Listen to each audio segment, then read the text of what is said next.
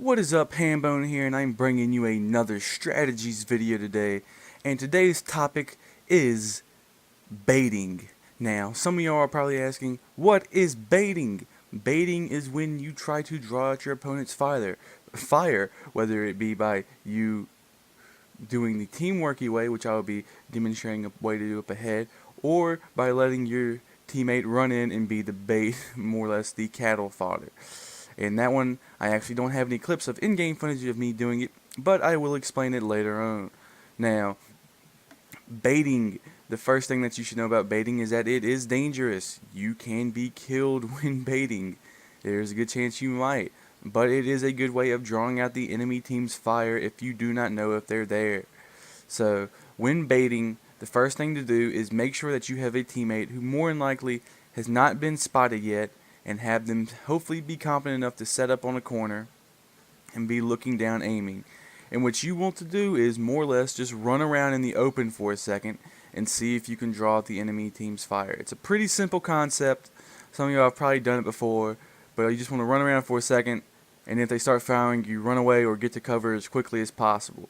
That's the teamworky way, and hopefully while they're firing at you, your teammate can get some shots on them. Now, I'm showing off this area in particular because this is a pretty good area to do this strategy in, because I know a lot of people like to set up right down here, be on that corner, or maybe move it right there, and sometimes they can get to this snowmobile? Yeah, snowmobile before you can see them sometimes. So just make sure that you are aware of areas where you could use this. This is just one in particular because I didn't have any gameplay footage of this area and I wanted to show it off. But yeah, that's the teamwork way of baiting. The other way of baiting is if you're playing by yourself and maybe you have a teammate on your team who isn't the smartest. This is a bit of a mean way to doing it, but you let them run up and do whatever they want. They run up and they start taking shots. Maybe you can be waiting back and you can take shots with them. It's the same concept, except they're unintentionally being the bait, whereas when you do it the teamwork way, you are intentionally being the bait, so you actually feel like you should be ready to run away and get out of the line of fire, other than just having your teammate run up and just do their thing. So that's the basis of it. It's a pretty useful strategy. It's better to use when you're in a team, or you know you have competent teammates on your team if you like to play by yourself like I do. So I'm now going to cut to some examples of it and where a couple of the areas where I like to use this strategy at. So I will see y'all over there in just a second. Alright, Hambone here again, and I actually went and looked through my hard drive and I actually have deleted quite a bit of gameplay, so I didn't have too much to choose from, and I didn't want to spoil too many of the games that I had saved up. So what I'm going to do is I'm actually going to do a better job of explaining how to do baiting properly. Now, this should be noted that baiting will not always work, as I said before, but I'm going to show you a more efficient way of doing it than what I explained in the portion of the video that was from Lakeside. So in this area, this is in Billstown, by the way, you'll notice that we're in this room. This is a good area to actually bait people out, in my opinion. And the first thing that I'm going to say is never bait someone out in an area that does not have too much cover. Now, you're probably thinking that, oh, I can bait someone out in the middle of this carpet right here because there's cover right in front of me. Well, if you're coming from this side of the room in, this is a bad idea, because if you're baiting someone out, the only place you have to get to cover now is more or less straight ahead. You could go to the right if you were standing back right here. You could go over here and you could do that, but more or less your first reaction is, oh, I see cover, I'm going to go for it. You do not want to do this. The reason that is because when you do this, you will be on their side of the room, and there's a good chance you've been shot, which in turn means that you are already hurt. So why is this bad now that I'm on their side of the room, more or less? because they could easily push you if they wanted to. And with you being this close to their room, your real only escape route is this way or backwards. Now, you do have two escape routes, but both of them are hardly covered. As you can see, going from here to here, that's a pretty long way without much cover in your way. And of course, going backwards, it's even worse. So this is just an example of where you should think smart when you're trying to bait people out and think about your cover situation. Example, if I was going to bait someone out in this room, I would probably do it from right here. Why? Because I have two choices for cover that are fairly good. One is this desk right here. The other is me right here. So what I would do is I would come right here, circle around for a minute. If no shots were taken, I would try and move up, and hopefully I would have a teammate moving up with me, and I would try and take this supply box.